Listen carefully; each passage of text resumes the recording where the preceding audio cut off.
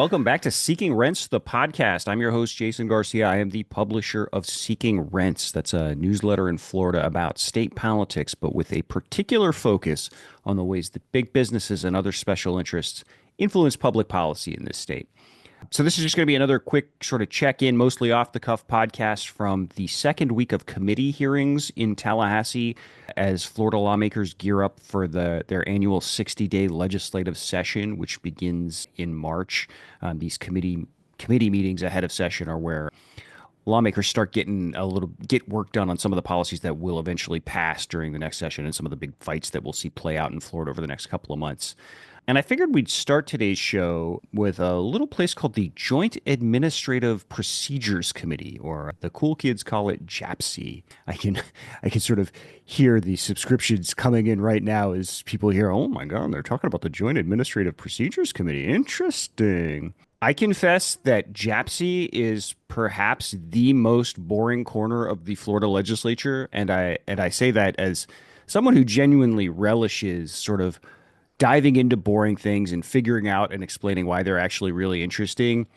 Even I struggle with JAPC. I don't necessarily watch every JAPC meeting, but there was actually a really interesting one this week, and sort of let me explain a bit about why. So JAPC, the Joint Administrative Procedures Committee, I got to get sexier every time I say it. This is a committee that essentially exists to review and serve as a check on the executive branch's rulemaking power. So when, the legislature passes laws, the legislative branch passes laws, but that's kind of like laws are kind of like skeletons of a body, right? There's not a lot in them, right? They can't go into a lot of detail or it quickly becomes unwieldy. And so the executive branch does rulemaking.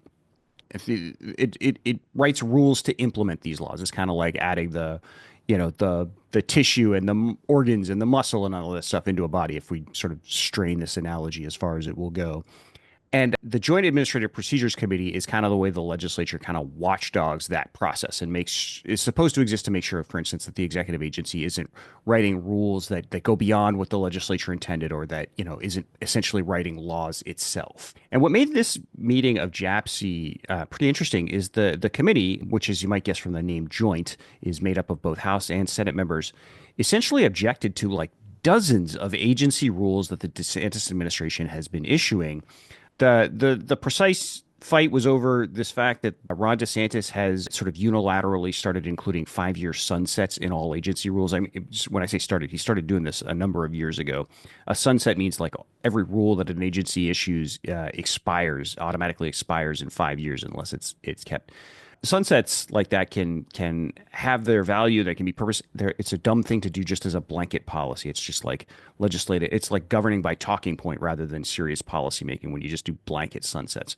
And so the legislature suddenly decided to object to this, and they have, over the objections of the administration, this committee voted to essentially lodge complaints. I'm sort of muffing the legal terminology here, but essentially object to dozens of agency rules because of the inclusion of sunsets. The reason this matters, because I'm struggling with myself, not to put myself to sleep while I talk about this, is, it's not so much what happens next. This triggers like a legal process that potentially could result in the administration just taking these sunsets out, or the legislature passing something. But it's more just the fact that they asserted their authority here. And then the second thing they did in this committee, and what I would argue is more significant, they announced that the Senate is going to be pushing a big bill essentially reining in executive power under executive rulemaking power. I think this is I'll drop it into the show notes. I don't have it in front of me, but I think it's Senate Bill 108. And Senate Bill 108 would do a bunch of interesting things. Among other things, it would force the DeSantis administration and other state agencies to act more quickly when writing rules needed to carry out the legislature's laws. There's been a big issue in Tallahassee where the administration will often drag its feet on certain laws, particularly laws that special interests have concerns with, and drag its feet on the rulemaking process.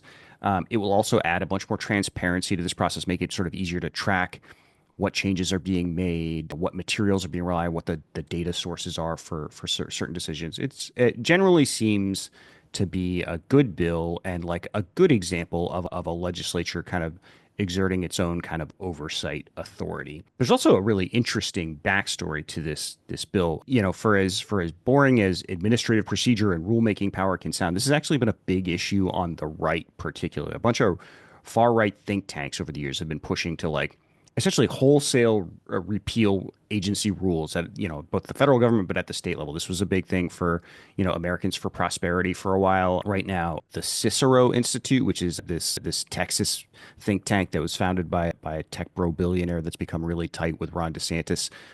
Cicero is the guys that were mostly the most responsible for pushing Florida's new law that sort of implicitly criminalizes homelessness. We talked a lot about that during last year's session. Anyway, places like AFP and the Cicero Institute have been pushing legislation that would essentially whole cloth repeal rules and stuff, just automatically rescind them, that sort of thing, and they're casting it as kind of like a deregulation agenda. But that has ended up pitting them against some of the most powerful businesses in Tallahassee, some of the big regulated industries that don't really like the idea of wholesale repealing rules for a couple of reasons. One is businesses want predictability and stuff. And so the idea that rules are just going to suddenly start disappearing that have been in place for many years in some cases, that's kind of unsettling. And in a more diabolical way, there are plenty of rules that exist out there that aren't really as much about protecting consumers or protecting the environment so much as they are about, protecting a big business interest and sort of making it harder for competition to start in an industry, that sort of thing. There are kind of these rent-seeking rules that exist, and the big business lobby would like to keep those in place, frankly.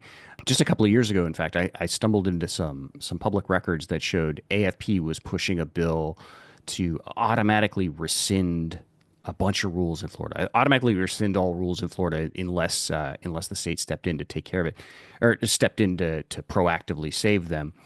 And the legislation essentially ran into a brick wall because lobbyists for some of the state's biggest regulated businesses, including, Florida Crystals was in there, Likes Brothers was in there. They stepped in to rewrite the legislation in a way that essentially removed that automatic rescission provision.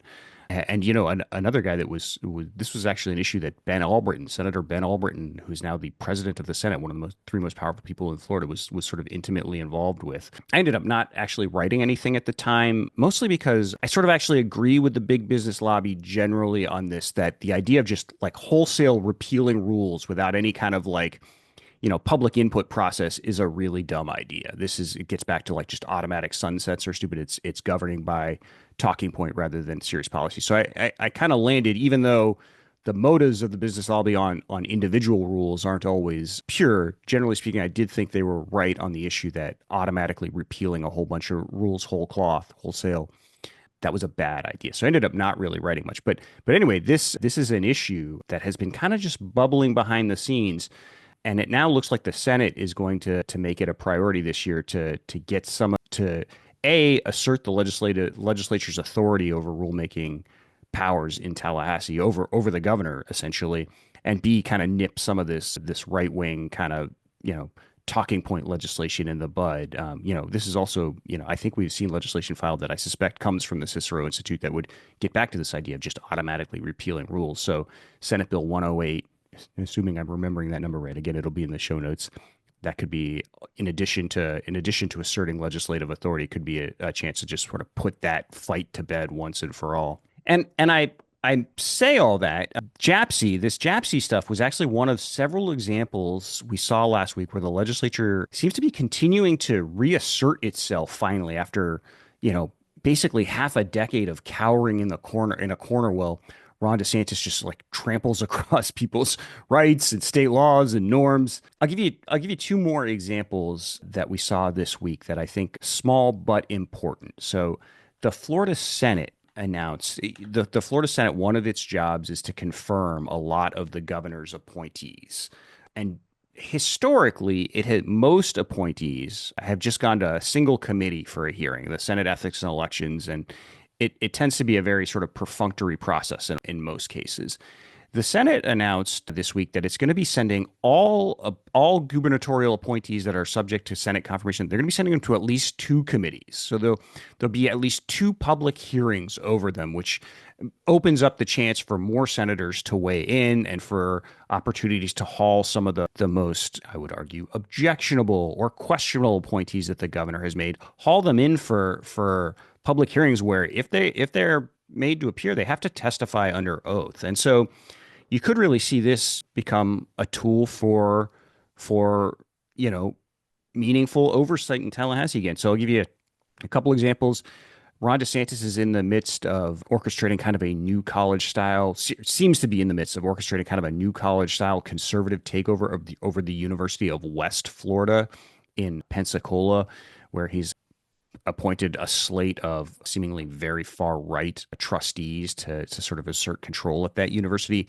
One of them seems to be particularly crazy. A guy from, I believe it's the Claremont Institute, who has been quoted in the past essentially saying, I'm somewhat paraphrasing, but that essentially he thinks he'd rather women be making babies than getting an education. Again, I'm paraphrasing. I may be exaggerating it slightly. I'll throw a story into the show notes that shows exactly what he said in the context, so you can sort of see that if you want to know more. But that was generally the idea that women shouldn't be. I think it was women shouldn't be putting off having babies in order to get an education or build a career. Right. This is the guy now on the trustee of one of Florida's, dozen public universities. But this is a chance the Senate now could potentially haul this guy in for a hearing and make him explain that, make him articulate that philosophy a little bit more for us. Do you still think that way? Why do you think that way? How will that affect the way you approach governing and overseeing a major public university like the University of West Florida?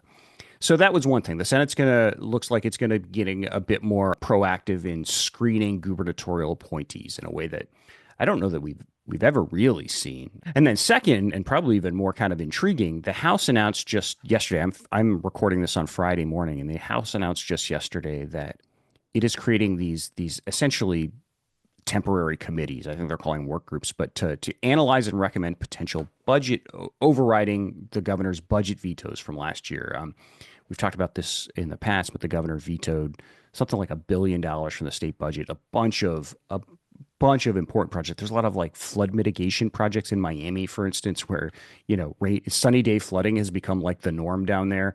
Governor vetoed a bunch of funding like that. Again, I think we talked about this in our show the other day about the governor's recommended budget. Not for most of these cases, not out of any sort of actual policy disagreement or policy principle, but just because he wanted to hit a certain number. So he just wiped stuff out because all he cared about was making sure he could write a press release headline that said what he wanted it to say. So you could be setting up as it certainly suggests that the House is setting up to override some more budget vetoes, which is a very rare thing. I mean, we just saw that happen for the first time in a decade or so during the immigration special session.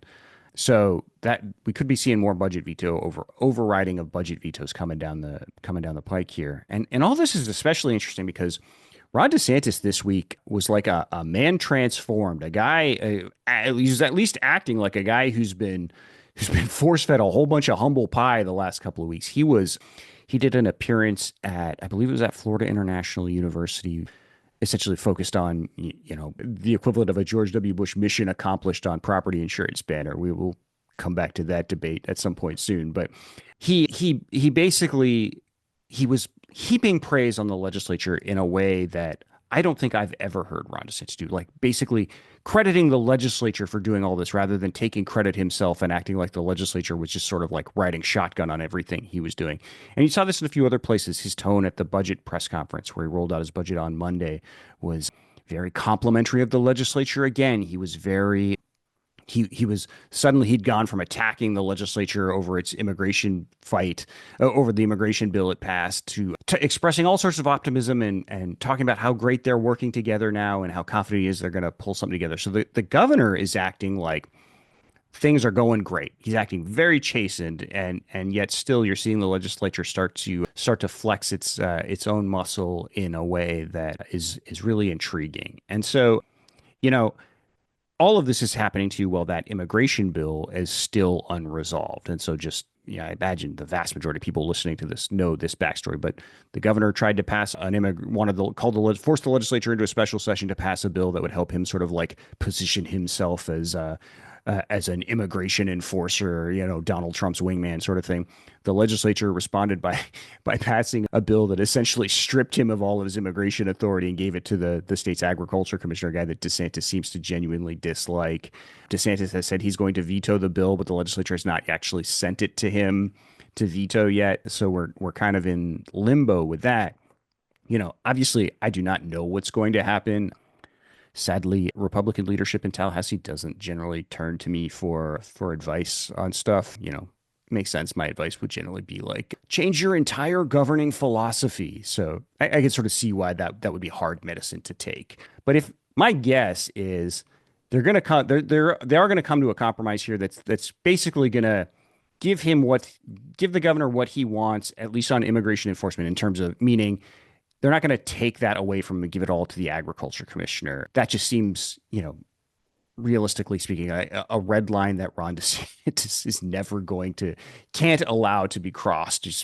That would be just utter emasculation of it. Setting aside the policy of it, just utter political emasculation. And I just can't see any scenario where he could tolerate that. And the legislature knows that.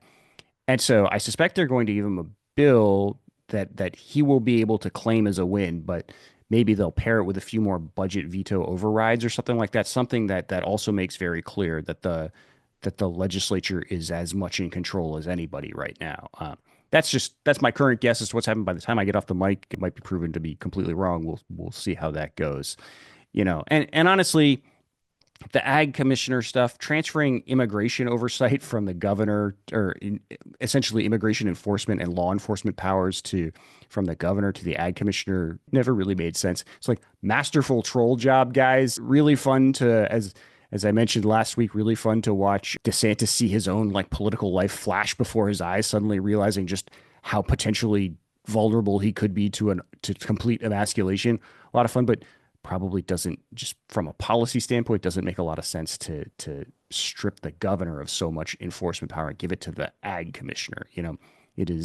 It would make sense to back down on that point, just setting aside all other issues, all the concerns folks might have about how we go about immigration enforcement, just on the policy of stripping the governor of that power and giving it to the ag commissioner. Doesn't really make sense. Just make the governor use his power in better ways, in ways that actually solves problems rather than, promotes himself. That would make a lot of sense to me. But and sort of speaking of the agriculture commissioner, Wilton Simpson, that brings me to the other thing I wanted to talk about today, specifically about him and the big ag lobby, because it was a big week for them too. So Simpson testified in a few committees this week about some of the priorities for his agency.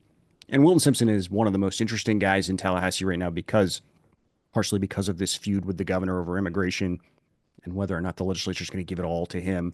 And also because people are increasingly thinking about the 2026 governor's race. I think Matt Dixon in NBC News reported that Casey DeSantis is now sort of seriously considering running. Wilton Simpson for a long time now, has been widely seen as a guy that is likely to run for governor in 2026 himself. So he's a fascinating guy to watch, particularly in the context of this sort of tortured relationship he and Ron DeSantis have had over the years.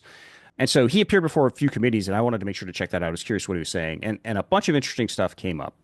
First, it's clear, if it wasn't clear before, it is now, that there is going to be a big push to pass this farm worker housing bill. I've written about this. I don't know if we've talked about it on the show, but the legislature last year passed some legislation that would essentially make it easier for farm companies, for ag companies, to build housing for migrant farm workers on their land. And when I say make it easier, it's basically stripping local governments of the ability to stop these kinds of developments, because some of this seems to have come out of, there was a fight in Lake County, actually near here in Orlando, where a bunch of anti-immigrant activists were able to pressure a county commission into denying a rezoning to a farm that was trying to build housing for workers. I think I've got that right. Again, I'll throw a link. I'll throw a bunch of links in the show notes to all the issues we're talking about, so folks can, anything you want to read more on, you can. And so this legislation that they passed last year would have essentially overridden local governments and allowed ag companies to build housing, but the governor vetoed it. And he claimed it was because he thought it would be used it could be used to house illegal immigrants. So Simpson spent quite a bit of time addressing this issue in at least one of the committees that he talked to about how they are going to push this bill again, the ag community, and they'll make some tweaks like a bunch of penalties for companies that use this housing for illegal workers or for undocumented immigrants, and that should satisfy the governor's concern. And so they are going to pass this bill this year, it seems like. It seems to me this is still going to be a hard bill for Ron DeSantis to sign because, you know, this is actually one I think is a good idea. I do think we need to build more migrant housing for seasonal farm workers. I think that's an important idea. This is another issue where I think Lord knows I got my problems with the big ag lobby, but I think they're on the right side of this issue. But it's still hard for me to see how Ron DeSantis potentially signs that bill just because, by all accounts, this is a guy who still thinks of himself as a potential president, and he's got to be thinking ahead to Republican primaries. It seems like the sort of bill that could be very easily weaponized against him in a primary where everybody is just trying to be as extreme and as anti-immigrant as possible. So, this may be the subject of some pretty interesting legislative strategy over the next few months. We might see it folded into some larger bill, some larger immigration bill that DeSantis can't really veto. Maybe this becomes an override issue.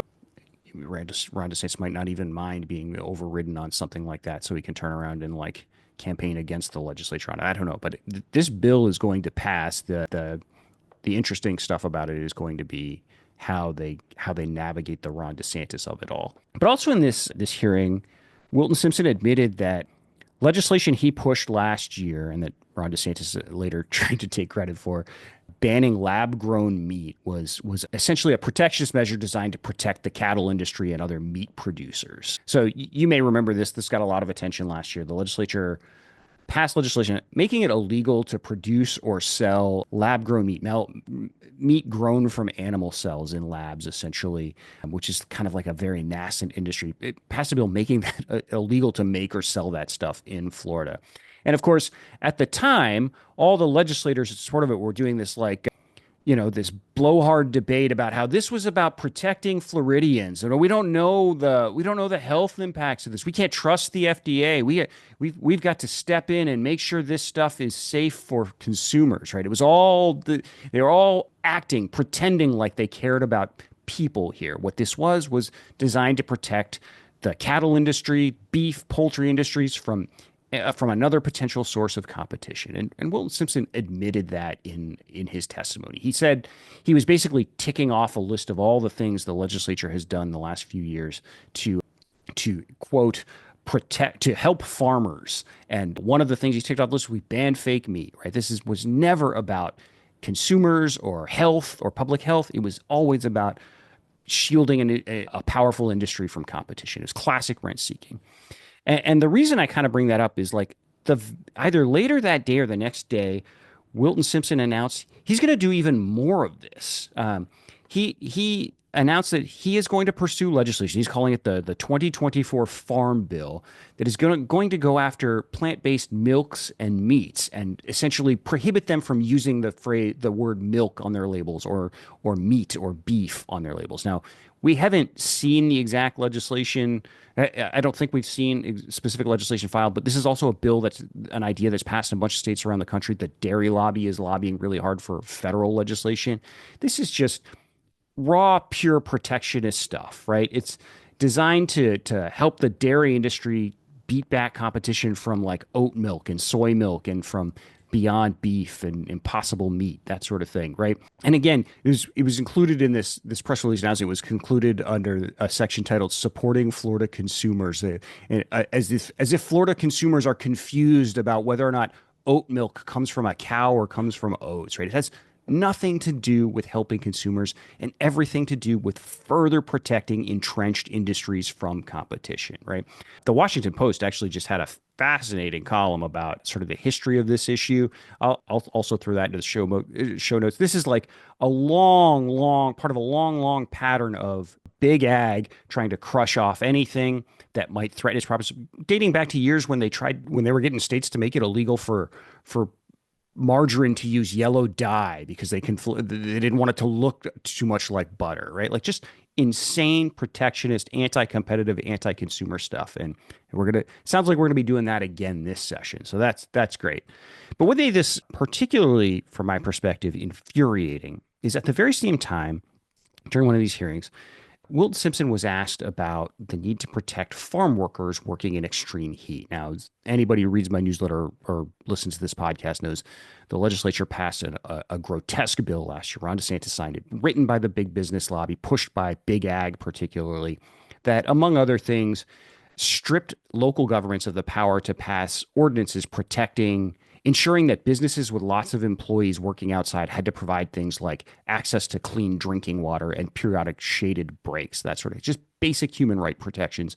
Is aimed specifically at the ag industry and the construction industry, particularly because those are two industries that have workers working out in 110-degree heat, and where we've seen example of people dying in this heat, lots of people getting sick and having long-term chronic health problems because of extended prolonged heat illness exposure. Wilton Simpson was asked about this, and he not only downplayed the issue and talked about how heat related deaths are so rare. He mocked those who wanted to protect workers, wanted to use government power to help people who are forced, and let's be clear, economically forced to work in 100-degree heat without access to just clean drinking water. I mean, and he said at one point, he said, like, government in its infinite wisdom is supposed to come in and tell a business how to run its own business, right? And mocking the idea that we would regulate businesses because businesses care so much about their employees, because America isn't filled with example after example of businesses exploiting workers, right?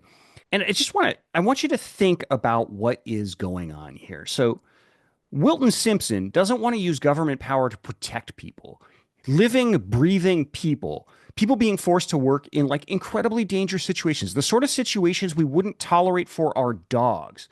But he does want to use government power to protect the dairy industry's market share. That, as far as I'm concerned, that tells you everything you need to know about the priorities of people like Wilton Simpson. Not only him, but like most of the politicians in Tallahassee right now. It is like constantly, it is brass knuckles for people, but velvet gloves for businesses. And this is just a classic example of that. So, I'm sort of like taking a bazooka at this. It's basically a press release. We haven't actually seen the legislation yet, so we'll have plenty more to say about it. In one respect, it's also pathetic, right? Like the plant-based milk genie is out of the bottle. So if Florida wants to tell the world, pretend that soy milk doesn't exist, or try and like kill off oat milk, it's stupid. It's reflective of a horrible governing philosophy. Again, my advice: change your entire governing philosophy, guys. It's horrible, but ultimately it's going to be meaningless and foolish, and just sort of exposes the real people that these people care about. I think I'm going to leave it there. I had a few other things I wanted to run through, but I do want to try and keep these close, keep these relatively short. So maybe we'll do another one really soon to get into a few other issues that I think are interesting and kind of bubbling up. But as always, if you haven't already, please think about signing up for a subscription. Easiest way to find us is at seekingrentsfl.com. Subscriptions are free. Nothing's behind a paywall. But we do have an option to voluntarily pay for a subscription if you can afford it. Please think about doing that if you've got the means. The revenue that we get from voluntary paid subscriptions it's so important. It helps us cover the costs of reporting expenses like public records requests. It helps make sure I've got the time to sit there and watch, riveting places like JAPC, right? Because trust me, you don't want to do it yourself. Okay, we'll leave it there. We'll be back again very soon. The legislature's back up next week, so if we don't have another show before then, we'll be back early next week, I'm sure. So before we go, just a quick reminder, please click the like and subscribe button so you never miss an episode of the show. Like I said at the top, if you heard anything in that conversation that's prompted a thought, make sure to leave a comment below too. Until then, we'll talk again soon.